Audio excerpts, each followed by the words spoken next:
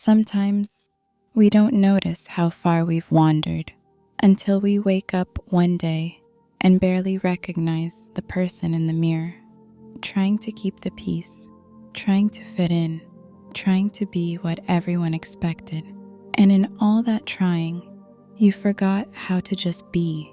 You can't pinpoint the exact moment it started. It's not loud. It creeps in quietly. A fatigue that sleep can't fix. An unease that lingers even on good days. A pressure that builds under the surface but never fully explodes. Jung once said, "The modern man is in search of a soul." And maybe that's exactly it. You didn't just lose your way. You lost your connection to yourself. You learned to hide your emotions, to question your own thoughts, to play roles that felt safer than being real. So you built a version of yourself to survive. A mask, a performance. And for a while, it worked. But what protects you can also imprison you. Because behind the mask, you buried everything you didn't want to feel. Fear, anger, longing, sadness, even the parts of you that were beautiful but didn't seem acceptable. What you rejected didn't disappear. It became your shadow. The shadow isn't evil. It's just everything your ego didn't want to deal with. And as long as it stays unconscious, it runs the show. It leaks into your reactions. It shapes your relationships. It whispers insecurities, even when things seem fine. That's why small comments cut deep. Why certain people get under your skin. Why you fall into the same patterns again and again. The world didn't change. You just lost touch with yourself. This message isn't about self-defense. It's about self-return. It's not about building stronger walls. It's about stopping the habit of abandoning yourself just to be loved. The journey back to you starts here, not to become someone perfect, but to become someone whole. Because the more you welcome the parts inside you, the less control the world has over what's outside. Jung called this individuation, the process of becoming who you truly are. And it begins the moment you decide to stop running. But here's the truth most avoid.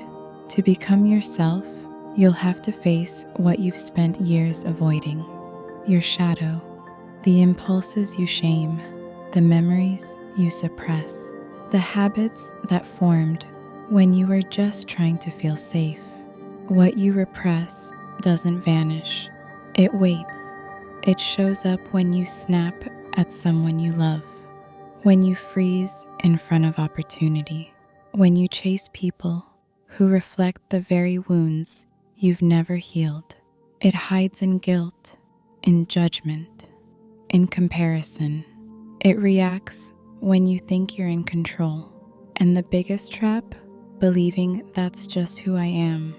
You think you're too sensitive, too jealous, too insecure, too much. But those are just protective layers, coping patterns that kept you safe once, but are now holding you back. Jung said, "We project onto others the very things we can't accept in ourselves."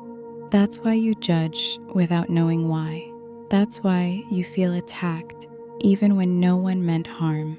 That's why you chase approval and still feel empty. It's not weakness. It's your shadow saying, "See me, include me." And the more you run from it, the louder it becomes. But listen closely. The shadow isn't your enemy. It's your invitation. Because when you stop resisting it, when you stop pretending it doesn't exist, you take your power back from the fear that was using it. Recognizing your shadow doesn't mean acting on it. It means witnessing it, so it no longer drives you in the dark. That's how you move from reaction to awareness, from defense to freedom, from pretending to be okay to actually healing. This is where the real shift begins. When you stop needing people to act a certain way so you can feel okay. When you stop blaming the world for the pain you haven't faced. When you stop thinking peace is something you find and realize it's something you create. Real peace isn't about silence. It's about presence. Even when everything around you is falling apart, you stay centered. Why? Because you're no longer at war with yourself.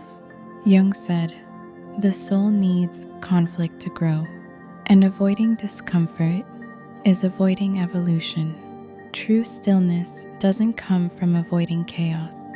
It comes from accepting that chaos lives in you and no longer projecting it outward. Think about it. How many times have you blamed others for your mood? Wished things would change so you could finally be happy? Held back who you are, hoping someone would finally get you. But peace that depends on others is fragile.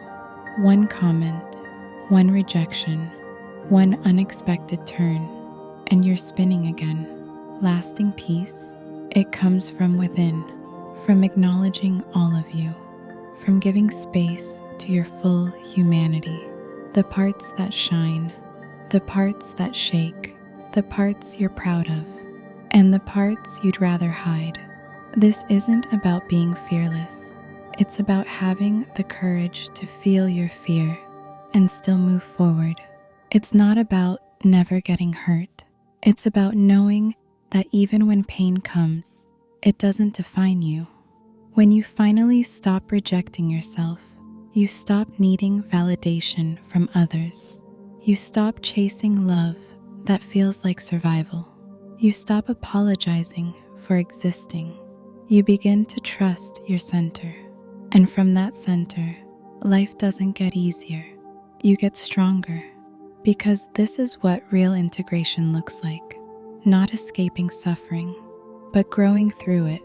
Not pretending to be perfect, but being honest enough to say, this is me too, and choosing to keep going. You stop repeating the past and start rewriting it. You stop reacting and start choosing. That's where the transformation happens. Not overnight, not without setbacks, but with every conscious choice you make to show up as yourself. So when the shadow rises, pause, listen, feel, and instead of running, stay, because that discomfort, that resistance, it's not your downfall, it's your doorway.